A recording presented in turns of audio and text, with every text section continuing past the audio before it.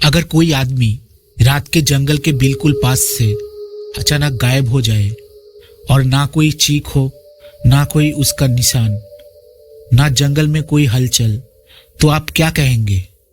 Accident या बस बदनसीबी? हम भी पहले यही सोचते थे, क्योंकि जब हम सुंदरबन गए थे सब कुछ बिल्कुल नॉर्मल था। पैकेज टूर था, बोट राइडिंग थी, हंसी मजाक, अंताक्षरी, सब कुछ था।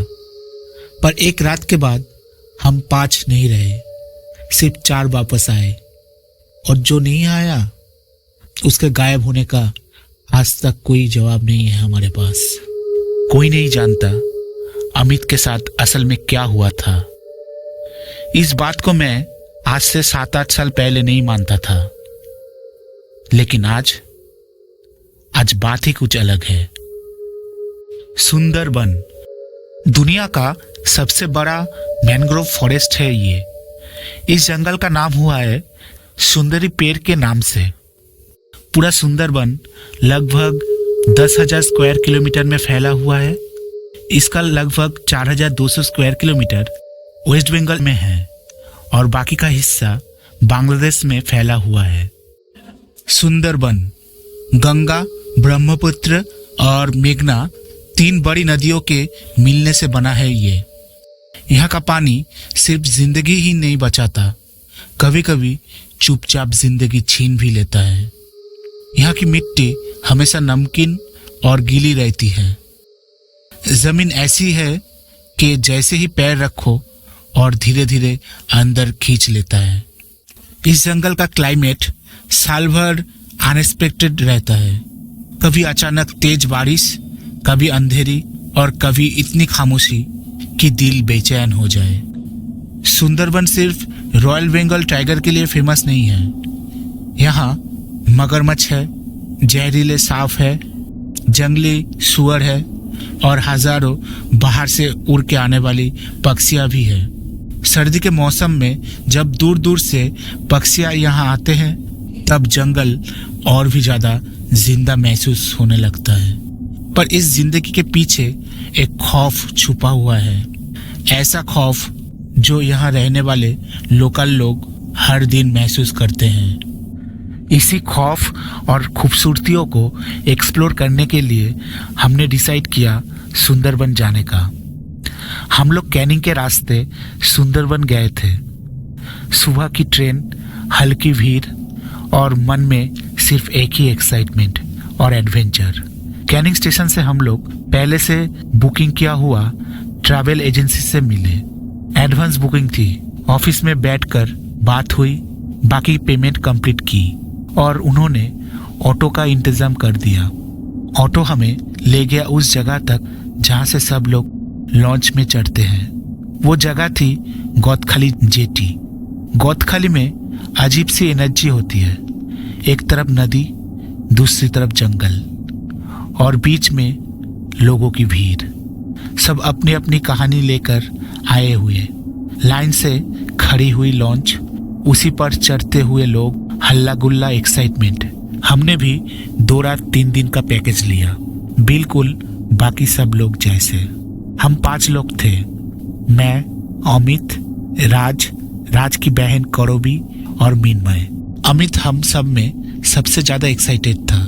हर चीज में चैलेंज ढूंढना, जैसे जंगल उसके लिए कोई खतरा नहीं, एक टेस्ट है सिर्फ। टूर पैकेज लेने से लेकर लॉन्च का प्लान तक ज्यादातर फैसला अमित ही ले रहा था। हम बाकी लोग बस उसके उम्मीदों के साथ बहते जा रहे थे। हमारे लॉन्च चल पड़ी।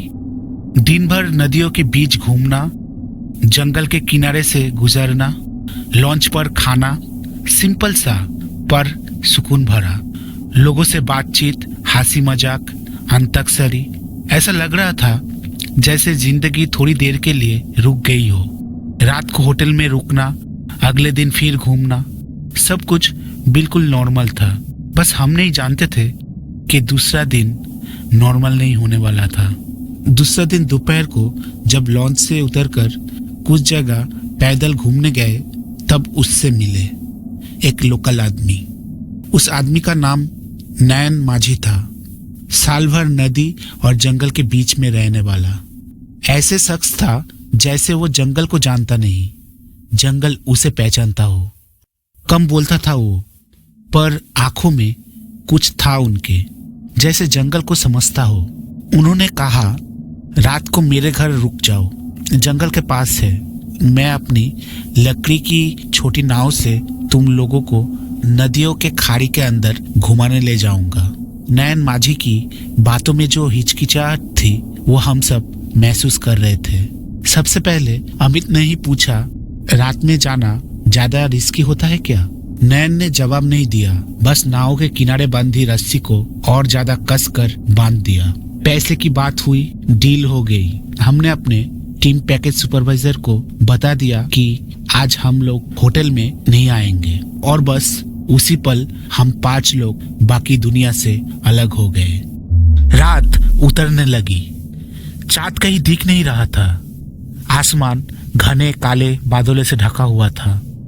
पानी के ऊपर सिर्फ अंधेरा और जंगल के अंदर अजीब सी सांस लेती हुई खामोशी। हमने छोटी लकड़ियों की नाव में बैठे। अमित के हाथ में टॉर्च थी। हमने सेफ्टी के लिए कुछ लकड़ी के डंडे पकड़े रखे थे। नाव चलाने वाला आदमी धीरे धीरे बातें कर रहा था। बाघों के हमले, लोगों के गायब होने की कहानियां। कौरवी और मिन्मय बिल्कुल चुपचाप हो गए थे। राजा भी नर्वस था। सच कहूं तो मेरी भी हिम्मत जवाब दे रही थी। पर अमित को एडवेंचर चाहिए। हर थोड़ी देर में वो टॉर्च आगे मारता, जैसे अंधेरे को चैलेंज कर रहा हो। सोचो यार, रात को जंगल में होना असली एडवेंचर यही है, वो धीरे से बोला था।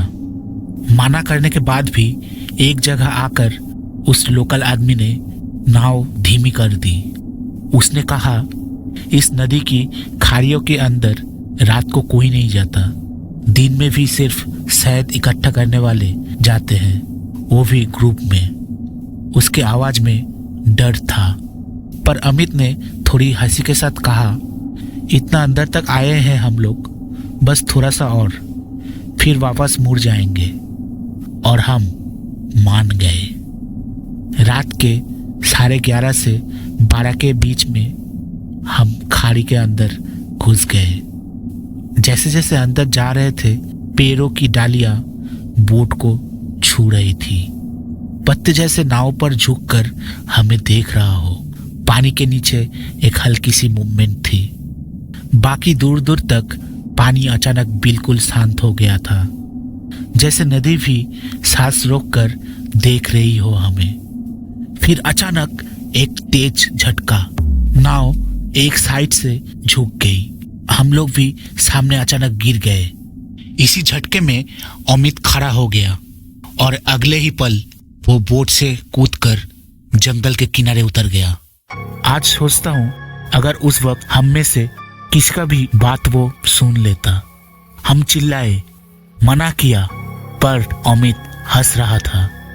वो कीचड़ में पाँव धंसते हुए चल रहा था, जैसे मजा ले रहा हो। तभी हवा बदल गई। जंगल के अंदर से एक आवाज आई, ना तेज ना हल्की, बस मचमचाती हुई।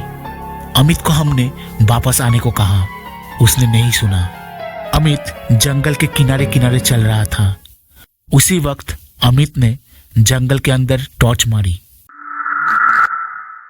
और बस उसका चेहरा पूरी तरह से ढक लिया। अगली सेकंड में हम लोगों को अमित का पूरा चेहरा दिखाई नहीं दे रहा था। हमने सिर्फ देखी एक जोर का खिंचाव, जैसे किसी ने उसके जिस्म को पकड़ के जंगल के अंदर खींच लिया हो। ना कोई चीख, ना कोई गरज। अमित सिर्फ गायब हो गया आंखों के सामने। उसके बाद जंगल में कुछ सेकंड के लिए बिल्कुल कुछ नहीं हुआ। हम लोग जम गए थे। बाघ होता तो आवाज होती। लोकल आदमी नयन भी कह रहा था, ये बाघ का कोई तरीका नहीं हमला करने का। अमित का नाम चिल्ला चिल्ला कर बुलाते रहे, कोई जवाब नहीं। हम लोग खाड़ियों से बाहर आ गए।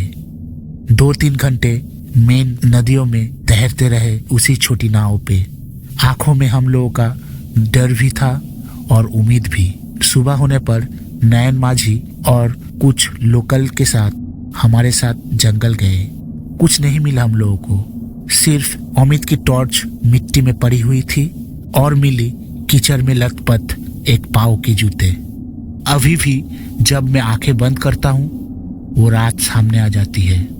इस घटना के बाद कई साल बीत चुके हैं, जिंदगी आगे बढ़ चुकी है, वक्त बदल चुका है, लेकिन अमित के उस गायब होने का वो पल आज भी मेरी आंखों के सामने बिल्कुल वैसे ही वापस आता है।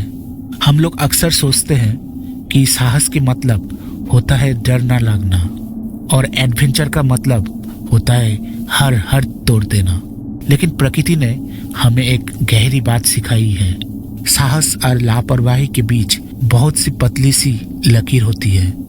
सुंदरबन कोई सिनेमा का सेट नहीं है, ना ही किसी टूरिज्म पोस्टर की तस्वीर। वो एक जिंदा सत्ता है जिसके अपने नियम हैं, अपनी सीमाएं हैं। अमित शायद बाघ का शिकार नहीं बना, शायद किसी अनजान जानवर ने भी उसे नहीं ले गया। हो सकता है प्रकृति का वही खामोश गुस्सा उसे अपने अंदर खींच ले गया हो। हम कभी नहीं जान पाएंगे, लेकिन इतना जरूर जानते हैं, जहां इंसान मेहमान होता है वहां अहंकार के साथ कदम नहीं रखा जाता। प्रकृति को जीतना नहीं होता, प्रकृति का सम्मान करना होता है। आज जब कोई कहता है चलो थोड़ा एडवेंचर करते हैं, तो मुझे अमित का चेहरा याद आ जाता है। हर रोमांस की कीमत चुकाने के लिए हर जिंदगी तैयार नहीं होती। ये कहानी किसी को डराने के लिए नहीं है, ये कहानी एक चेतावनी है, क्योंकि कुछ जंगल सुंदर जरूर होते हैं, लेकिन वो कभी नहीं भूलते कि उनका नियम किसने तोड़ा था।